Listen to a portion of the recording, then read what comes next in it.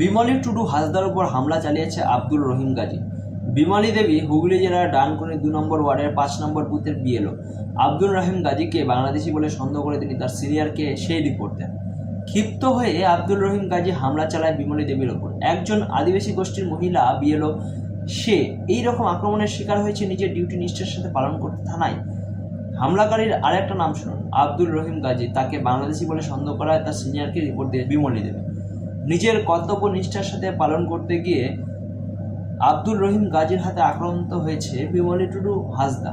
আসুন আমরা প্রত্যেককে নিজ নিজ অবস্থান থেকে এই বিষয়টি তুলে ধরে প্রতিবাদ করি। সম্ভব হলে এই লেখাগুলি নিজেরা, সম্ভব হলে এই ভিডিওটি সকলের সাথে, নিজেদের পরিচিতদের সাথে হোয়াটসঅ্যাপ, মেসেঞ্জারে, ফেসবুকে সব জায়গায় শেয়ার করুন এবং ব্যক্তিগত আলাপচারিতার সময় তুলে ধরুন।